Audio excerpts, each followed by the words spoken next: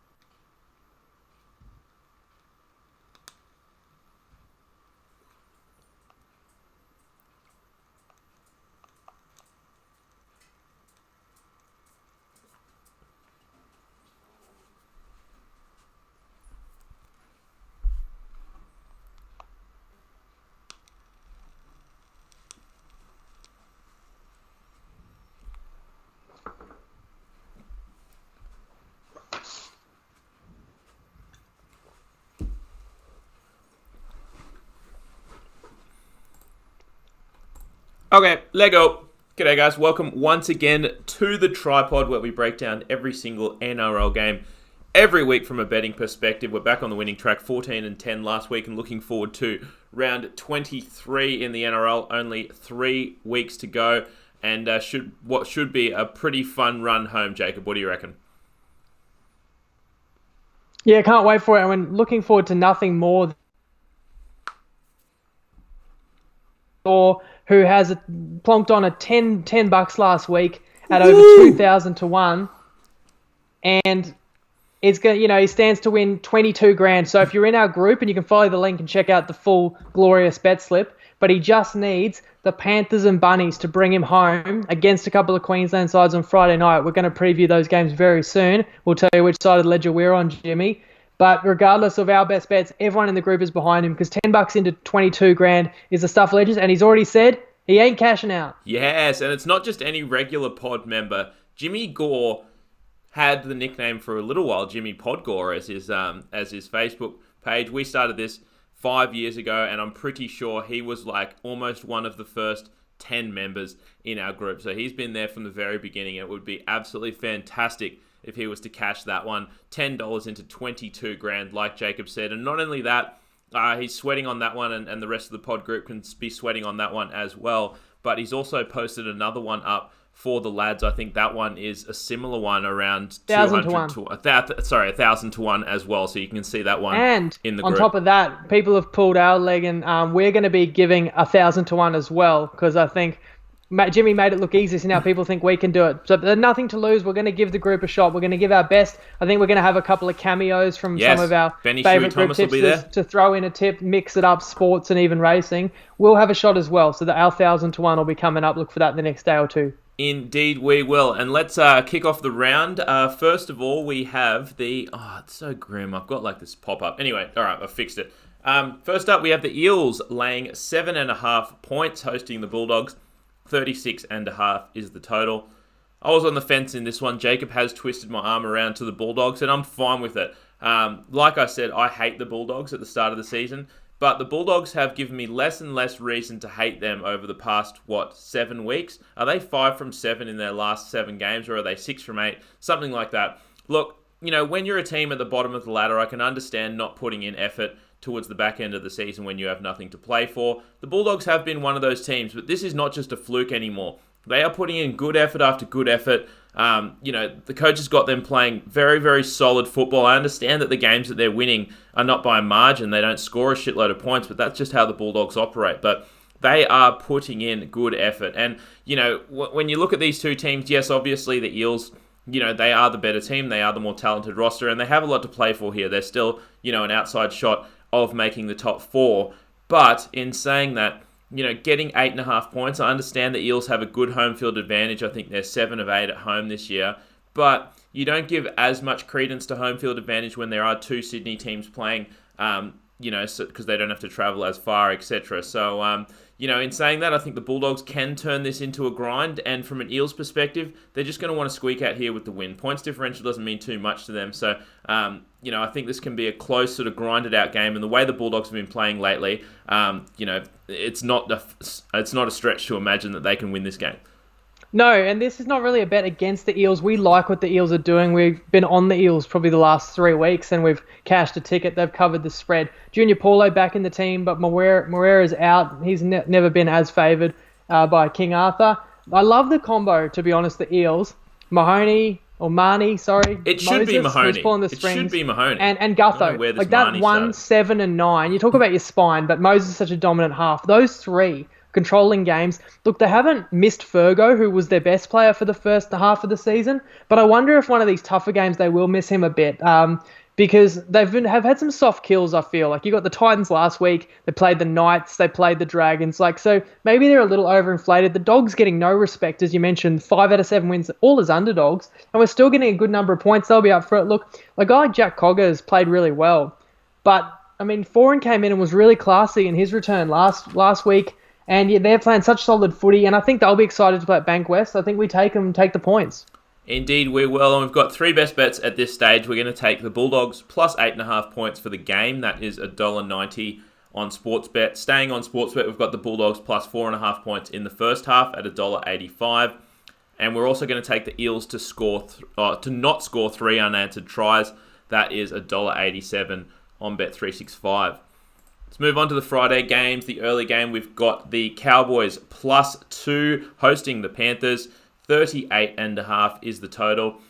Look, the Cowboys, they just got absolutely thumped last week, and generally with a good team, you can expect a bounce-back spot, but this Cowboys side is not a good team. They don't have anything to play for here. I understand they're at home, and you expect some sort of effort, but this Panthers team just got absolutely embarrassed. Oh, not embarrassed, but I mean, it is a 12-point loss in a game where, if things bounced a different way, and if calls went in a different way, they could have won that game. So we're getting a Panthers team that's desperate for a win, still chasing a top 8 spot and well within the realms of possibility, fully hungry to win this game. Whereas the Cowboys, they are still shorthanded. I understand,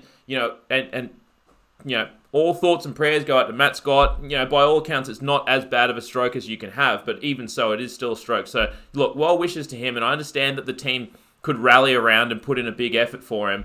But, he's an integral part of that forward pack. And you know who else is an integral part of that forward pack? Jason Taumalolo, the best forward in the comp. Now, he has been named on the reserves, but, we were talking about this earlier, Jacob, and I kind of said, why would you bring him back? I understand it's just an ankle injury, but at the same time, you've got 3 games left of the season.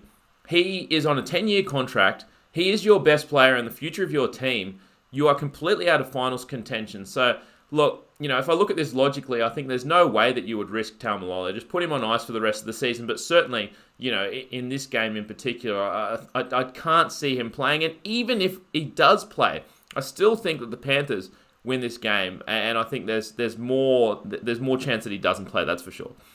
That's how I feel about it. I feel the Panthers are the side regardless. And if Taumalolo, if we hear news he's not going to get into the team, or even if we've got to sweat it and we find out, on game day he's not playing, then it's a great bet. I feel the Panthers will roll in this one. If Taumalolo plays, it makes it closer. Yep. Because, I want to give a shout out to Matt Scott as well. It's really scary. And when you hear news like that, it makes you realise that, there are some things a lot more important than a game of footy. So, Definitely. All the best wishes to Matt Scott. But that's a big loss because it's a compounding loss, especially if no Taumalolo, no Matt Scott, no Maguire. There's your middle rep forwards all out.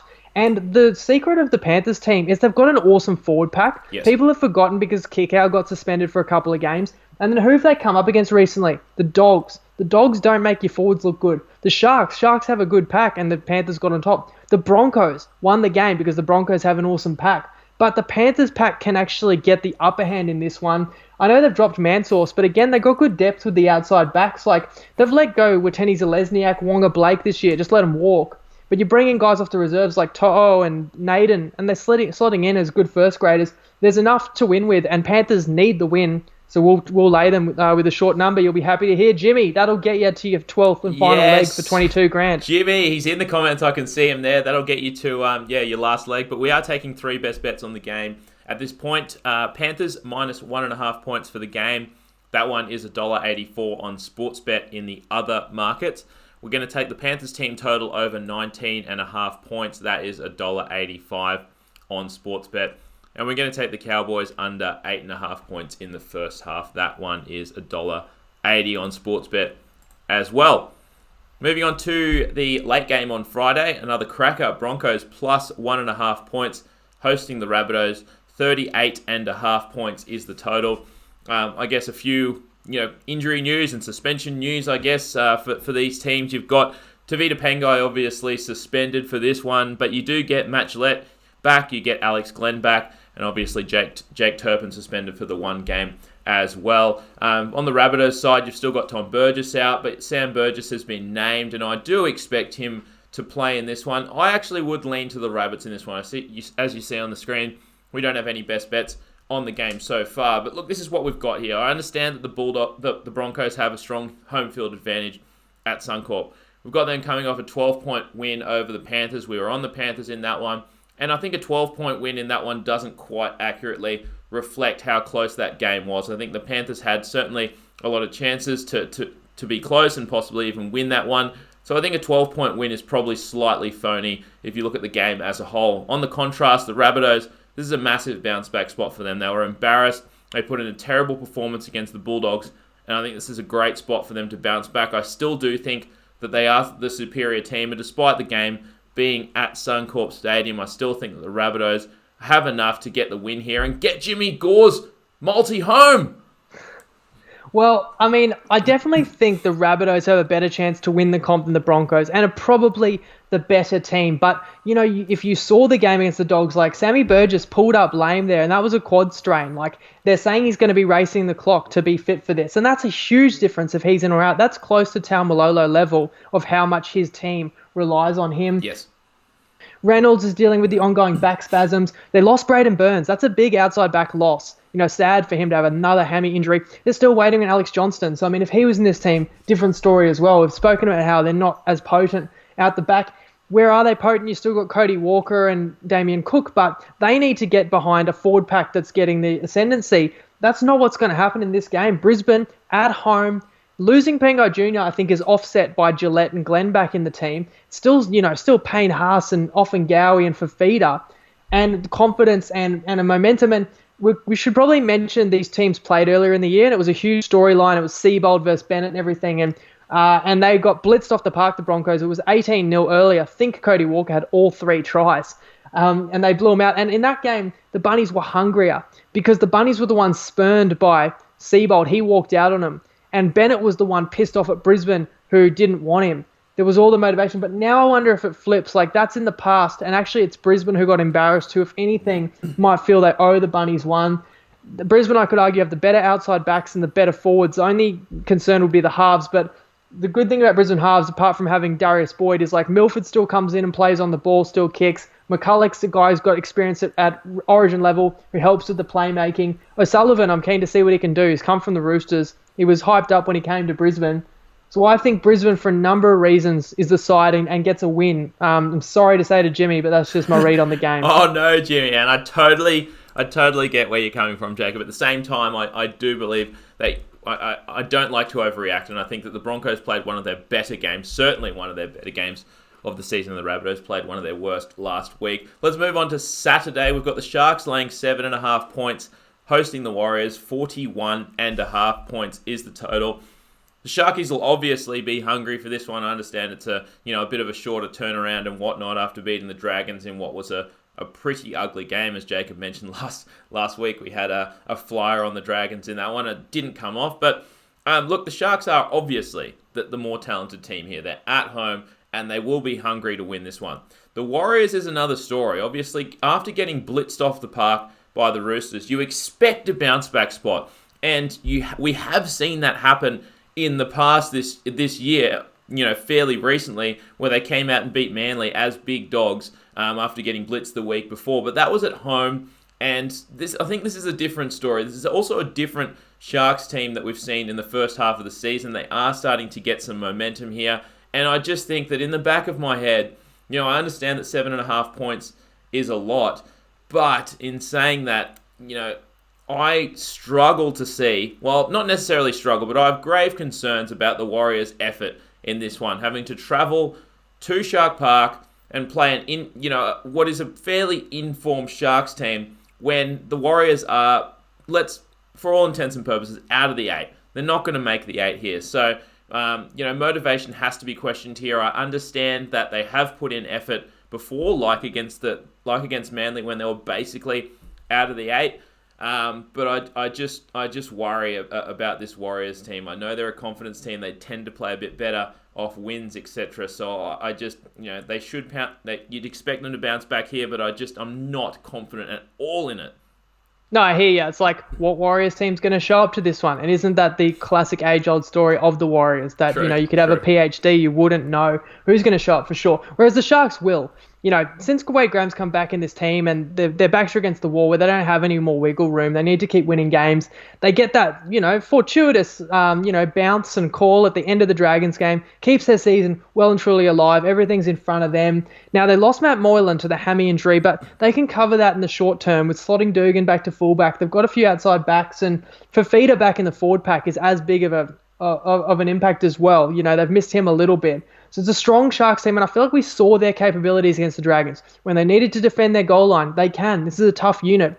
When they want to make line breaks, they can. They make line breaks like almost no other team in the comp. It was just they couldn't execute and finish last week. So they can open you up, and if they open up the Warriors and if they get a lead, then I could see the Warriors folding. But I'm not rushing to bet against the Warriors because getting back Bully Luke at hooker, that's a big addition. He's a big part of the team. And then you get to move Jazz Tavanga back to lock forward. So you're strengthening 2 positions. Fusatua, would he lead the comp in tries last year? To get a guy like that back in your back line and Herbert in the centres makes a big difference. RTS tries his heart out every week. They're playing against Sean Johnson. Yeah, and it's fucking embarrassing, isn't it? I've said that before. Like, if I was RTS, I'd be on the phone, and I don't like rugby. I'd be on the phone. All Blacks. I'm fucking done. I'm done with these Muppets. I'll play for you. And the All Blacks would be silly not to have them. That's another story. So, against Johnson, but then does it go the other way? Because I think the Warriors already beat the Sharks this year. So does Johnson want to get one over his old team? I heard that he's about 9 points short of 1,000 career points. So, if they scored 4 odd tries or whatever, he could eclipse 1,000 points against his old club. Like, we know the Sharks will be up for this one. We don't know about the Warriors. For me, I'll wait and see if Tavanga, I'm surprised he didn't get suspended, but apparently he's got an ankle injury anyway. If he gets scratched, it'll be just enough where I think he's a really important player in the Warriors middle. If he's not there, it's just that extra opening that might create for the Sharkies. And if he's there, maybe you're not getting enough value. Indeed. I'll just scroll through a few comments here. Adam said, either way we go, these teams love fucking us. And he's not fucking wrong. The Warriors have fucked us numerous times today, this year. And obviously the Sharks cost us that last leg multi. Jacob, I'll run this one by you. Mike says, what about unders for Dogs versus Eels? Going to be dewy conditions. Look, I looked at the weather report, actually, and it said it's going to be completely fine for that game. I understand they say Bankwest is a little bit wet. But it's probably not the worst play. I can't even remember what the total is. I would assume it's fairly low. It's low. It's under 40. And, we are taking the Eels to not score 3 unanswered. So that's a play trending towards it not being a total try fest. Yeah, the total didn't jump out at me either direction, to be honest. Fair call. Let's move on to the Tigers plus 2 points. Hosting the Knights, 38.5 points is the total. This might be one of my favourite games of the round. I like the Tigers here. Not only are they at home in this one, and we know that the Knights are one of those home-road dichotomy teams where they play a lot better at home and a lot worse away. You see their points plus minus differential at home and away, and it is quite a big margin more than other teams. So Knights are much better at home, much worse away, so we have that going in our favour. We also have the fact that the Tigers got absolutely lit up on Thursday night by Manly. They got obliterated, but they are still in the hunt for the 8. So we have a long turnaround off a big loss. On the flip side, we have the Knights team coming off. I guess it is a benefit to them that it was a bit of a training run against the Cowboys. But you also have the fact that they absolutely demolished them. So you get the general public looking at those two results and wanting to bet the Knights. You get Luke Garner back. I think that is certainly a boost there. And you can slot Josh Reynolds back in at hooker, which is not a terrible option there as well. So in saying that, I think we're getting two fairly similar teams. I know that the Knights are certainly the more talented roster, but we're getting two fairly similar teams. And the Tigers are at home and they're catching points. So I think this is an easy play for me. We have to take the Tigers. Yeah, I love the Tigers. they've had some brutal losses. We talked about, losing to the Dogs that in the fashion they did with the missed conversion right at the end. That hurt. And then it was always going to be a tough ask to beat Manly. And it didn't help when they lost their starting hooker, Liddell, like a few minutes into the game. And that was obviously after losing Farah and Mbai the week before and Garner. So now you get Garner back. Not just Garner, but Chris Lawrence into the back row as well. Like, that's an experienced player who's coming to the back nine of his career. And Reynolds into hooker. I think that energizes this team too. We know he's the kind of guy who's a live wire. And in terms of making the finals, probably neither of these teams will. But the winner has a chance. I mean, what's the Tigers run home? Home to the Knights, away to the Dragons, home to the Sharks at Leichhardt on round 25. They can run the gauntlet. They can, and they can at least push it to round 25 and keep their season alive. Benji, we don't know if he's gone around. Madge will have them up for it, and they get, as you say, the longer turnaround. So they get to, rest up those bumps and bruises from a brutal night at Manly, and they've got a chance. Now, the Knights, they've kept their season alive too. But what is going on? We've got to talk about Nathan Brown let go, yesterday or today? Like, it's just strange to me that you fire a guy who's been there for 4 seasons and he's had like 2 wooden spoons, and you fire him after a 40-point win when you're still in finals contention. It's strange. I don't understand the timing of it, because what if they win this game and they go on a run and they get into the finals and they pull a finals upset and they've, unlikely, but he's possible, been there yes. through all the dog deaths. Yeah, like, why not give it? I mean, if they would have lost to the Cowboys, I would get it, like, last straw, he's gone. And I get the whole idea of they need to start looking for another coach, but it's so peculiar to me. And his press conference was even more bizarre. He's just coming out like bitter, throwing some barbs at like Wayne Bennett, thinly disguised barbs, and he's gone, oh, I'll be fine, I'll get another job. Some other selfish coach will ruin a club, and someone will hire me. Like, if he was coming out shattered, like, I've worked so hard with these boys and I'm shattered at the decision, then maybe they'll play for him. But he's not shattered. He's all philosophical and slightly snarly, to be honest. I don't know what the mindset of this Knights team is, but I do know that the Tigers are showing up. And I think on paper, they're actually pretty even. Like, we don't know if Glasgow will be back from concussion protocol and stuff. So all in all, I don't see why the Tigers deserve to be underdogs in this game. And I love them in this spot. Absolutely. And we've got 4 best bets on the game for now. We're taking the Tigers winning at halftime or full time. That is $1.80 on Sportsbet. We got the Tigers plus 2 points. That is $1.91 on Bet365. The benefit of that one is if it goes to extra time, you win that bet no matter what. We're taking the Knights under 20.5 points. That is $1.86 on Unibet. And we're going to take the Tigers plus half a try. That one is $1.85 also on Unibet. Jacob, guess who is in the comments? Your mate. I'll give you a clue.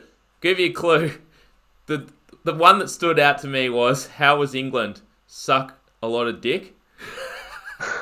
I can't remember his name, but I know we go way back. Richie Carr, my boy. Oh, yeah, John Dickie Carr. They're both in there. Welcome How are back, you, mate? boys. We've missed you. Moving on to the Dragons plus 12 points. Hosting the Roosters, 42.5 points is the total. Look, the Roosters are the best team in the comp. There's no question. You saw what they did to the Warriors last week. They absolutely obliterated them in the second half, and they can do that to teams. They are just more talented than other teams, and when they get a roll on, they can pile on some points. But, this Dragon side, I thought that they might sort of, sulk and moan their way to the end of the season, but certainly they put in a good showing against the Sharks, and that kind of tells me that you've got Widdop back for the last 6 games of the season, and they want to put in a decent effort on the run home. Now, this is a game that you're going to get up for. Surely, I understand that they're not making the 8, but you're at home, you're playing the best team in the comp. I expect a full effort from the Dragons here, and to be fair, they've been playing some decent footy. The Roosters do get Taukeiaho back, but they're still missing Boyd Cordner. The Dragons drop Ravalawa, which I think is actually a good thing. He has been pretty woeful in recent weeks, that's for sure. And Jonas Pearson slots in there, which, if anything, I think is an upgrade the way Ravalawa has been playing the last few weeks. But I do think that the Dragons show up here, and I know, we discussed these games, beforehand. And, the Roosters have built a fairly decent-sized points differential here. I think they're not going to be looking to blow out teams like they did, with the Titans a few weeks ago, where they were trying to build up that points differential. Maybe I'm reading too much into it, but the Roosters just want the win here. I think I'll get a full effort out of the Dragons. and catching over 2 converted tries at home, I think is just, slightly too high, and we've got to take it.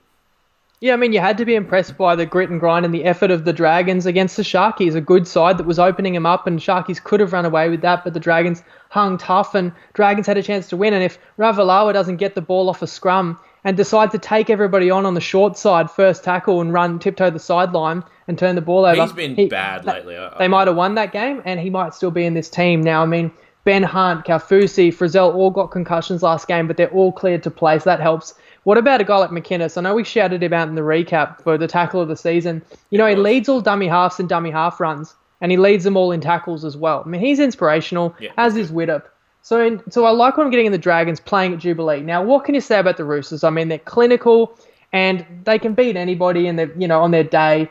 But as you say, they're still not quite at full strength, and it is quite a lot of points. And hey, maybe the Roosters' form isn't as brilliant as we think, because in the last 3 weeks, they played a Warriors team that gave up and a Titans team that gave up, and they got a close win against Raiders that they could have lost. So, if they get 2 teams that actually put in, and if the Raiders get one more try, you're not looking at the Roosters as this unbeatable juggernaut either. So you might be getting a little bit extra value in that. So we'll take the Dragons. We'll hope that they can make it a game. And just like you mentioned, you're not looking at the Roosters as the same team. And if the Dragons pulled the upset last week, which they easily could have, we're not looking at the Dragons the same way either. So we're taking 2 best bets as of now. We're taking the Dragons plus 13.5 points for the game. That's $1.86 on Unibet.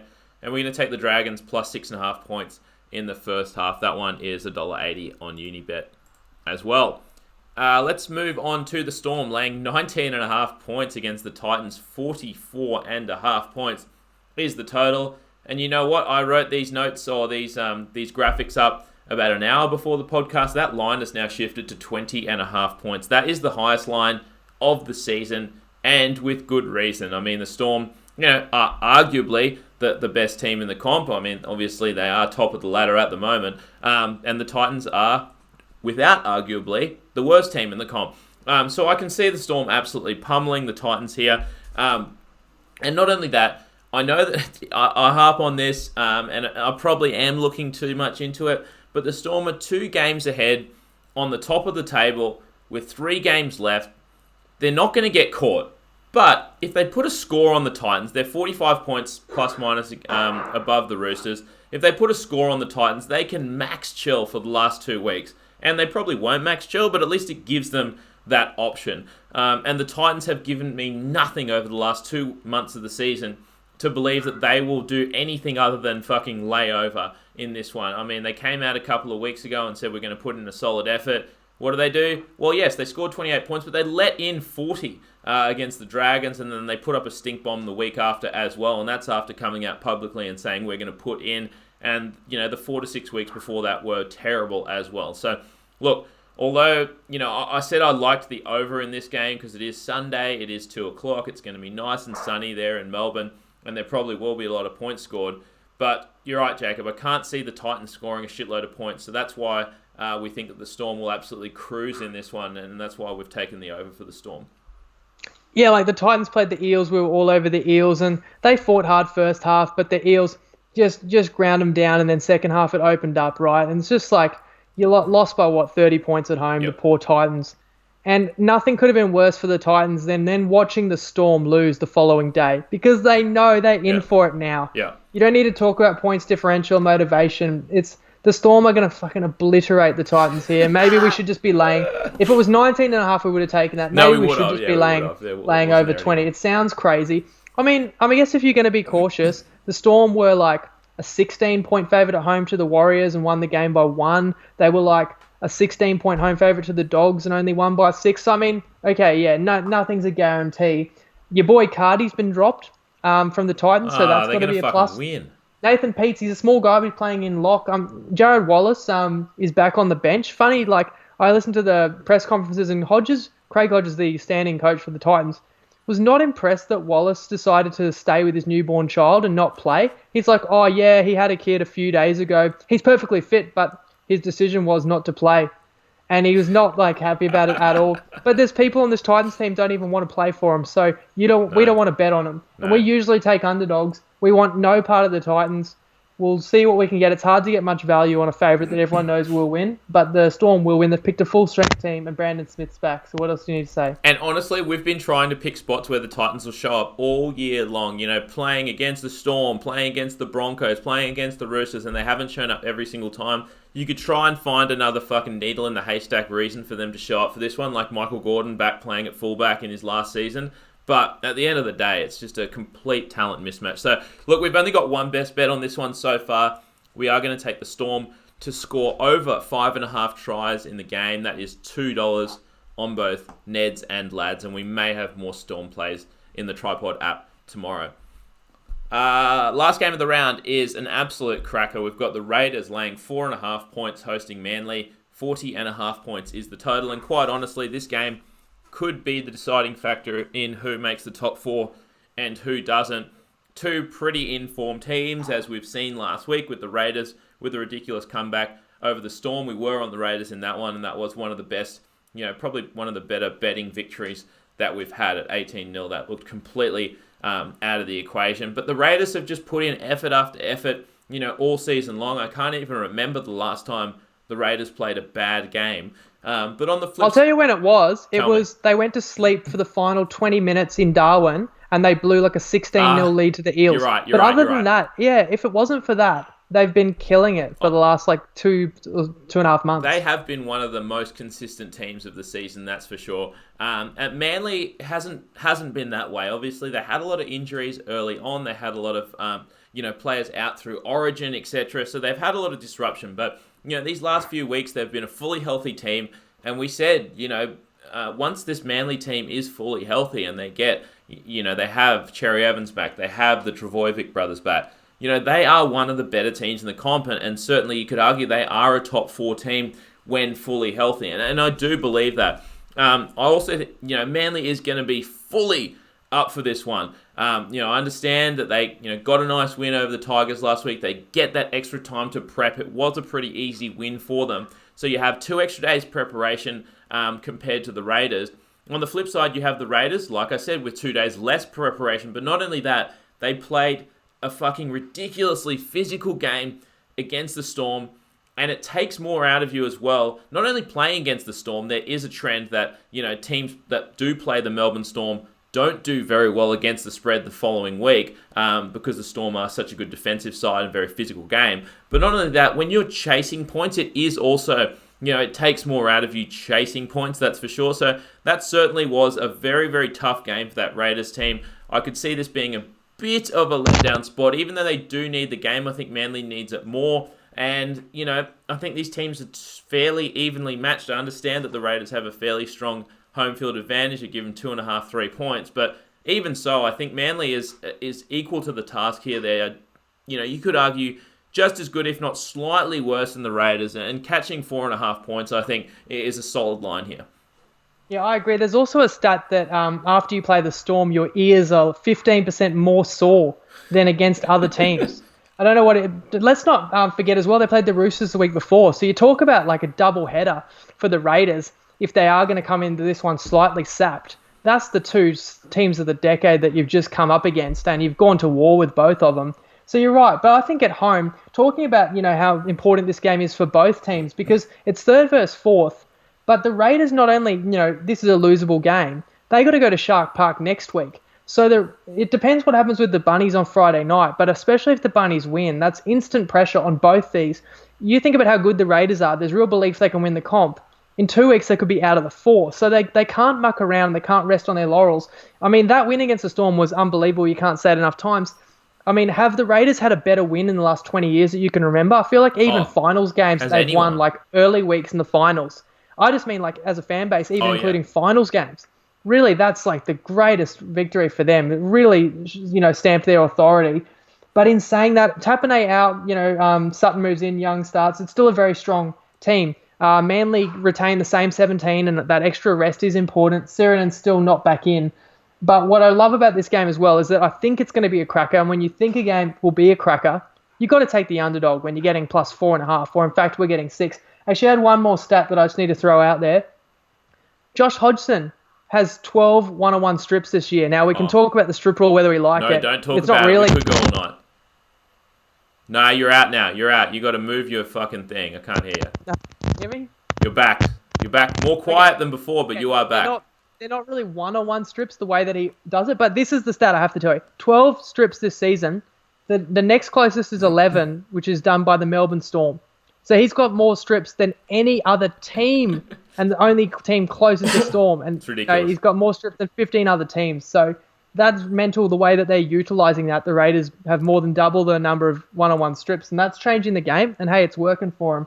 But I still like Manly with the points in what should be a great way to end round 23. Which is actually crazy, because although we've talked about how that rule probably has to change, you would expect the smarter teams in the comp to be able to utilise that rule to their advantage. And if you look at the last 2 years, you would say that, like, not including this year, but the 2 years prior, you would say that the Raiders are probably one of the dumbest teams in the comp. So props to them for sorting that. You need to be sneaky to get a steal, and they got a lot of Englishmen. They got sneaky Englishmen, and we know if you're watching the Ashes, like the English, they don't always play by the rules. They will find an advantage. Oh no, you're going to cop it. All right, we're taking 4 best bets on this one as of now. We're making a mechanical Manly plus 6 points. It ends up being $1.82. The way we're going to do it is put 57% of our stake on Manly plus 6.5. That one's $1.75 on Unibet. And the remaining 43% of our stake on Manly plus 4.5. That is $1.91 on Bet365. I saw some comments flowing through that plus 6.5 is $1.75 on Bet365 as well. And to be honest, $1.75 for plus 6.5 is a very good bet in and of itself. So certainly feel free to just play that one if you like. We're taking Manly plus 2.5 points in the first half.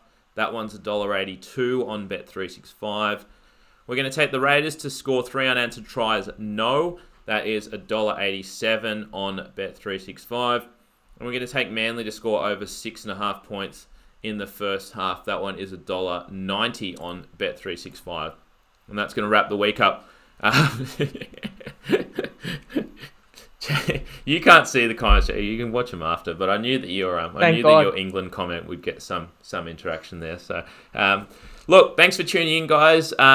Once again, we won last week. Hopefully, we can go to back-to-back winning weeks. I feel fairly confident in our tips this round. Certainly, a few games that we absolutely love and a few games that we don't. But that's fine. That's going to happen in certain weeks. You certainly don't make money betting on every single game in the NRL, but a pretty good slate, to be honest, and what should be fairly fun viewing. So, look, make sure you've downloaded the Tripod app. That's where we'll post not only the tips that we gave out in the podcast tonight, but also any additional tips that we give out tomorrow morning. We will post that around lunchtime tomorrow in the Tripod app.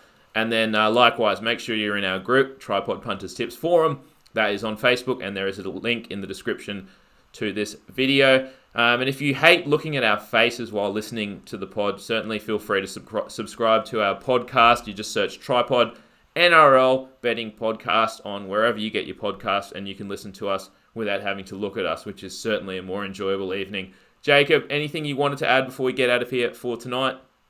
No, I'm sick of looking at you, and I can see myself as well, and it's quite grim. So I can't wait to see some of these footy games. I'm really excited, and thoughts and prayers with Jimmy Gore. To bring it home. Get to the promised land. Yes. Even though we'll see. It's all going to unfold Friday night, so get in our group. Because He's got it. He's got it in the bag, I reckon. I've jinxed it now. Fucking hell. Sorry, Jimmy. All eyes will be on Jimmy's multi. Good luck, Jimmy. $10 into 22 grand. Make sure you're in the pod group. I think that post has about 300 comments at the moment, so it'll be at about 600 by the end of this weekend, that's for sure. Thanks for tuning in, guys. See you after the Sunday late game for a recap of round 23. Catch you then.